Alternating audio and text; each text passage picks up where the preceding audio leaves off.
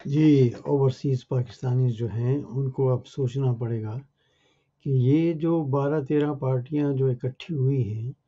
ان سب نے مل کر جو اوورسیز پاکستانیز ہیں ان کے ووٹ کا جو حق ہے اس کو مسترد کر دیا ہے، اور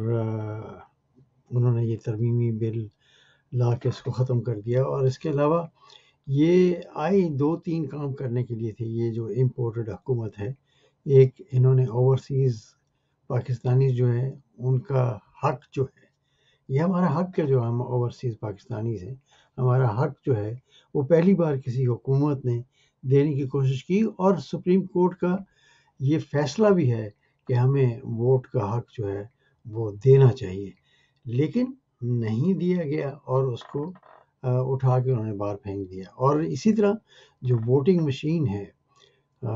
اس کو بھی، الیکٹرانک ووٹنگ مشین جو ہے اس کو بھی اٹھا کے باہر پھینک دیا کہ اس سے بھی یہ الیکشن جو آنے والے ہیں وہ نہیں ہو سکتے۔ تو اب ہم جو پاکستانیز ہیں، اوورسیز پاکستانیز، ہمیں یہ سوچنا پڑے گا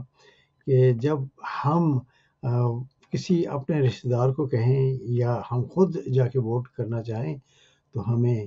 کس کو ووٹ دینا پڑے گا۔ ایک تو یہ اس کام کے لیے آئے تھے کہ ووٹنگ مشین جو ہے اس کو باہر پھینکنا ہے، اور دوسرا اوورسیز پاکستانی جو ہیں ان کو ووٹنگ کا حق نہیں دینا،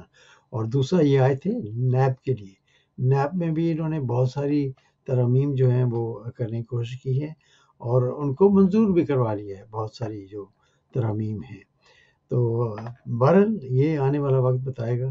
کہ یہ سب معاملہ جو ہے وہ کس طرف جا رہا ہے۔ لیکن ایک بڑی خوشی ہے کہ جو پی ٹی آئی ہے،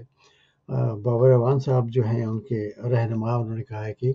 ہم اس کو کورٹ میں چیلنج کریں گے۔ یہ بڑی اچھی بات ہے، اور ہم ان سے التجا کرتے ہیں کہ اس کو ضرور کورٹ میں لے جانا چاہیے۔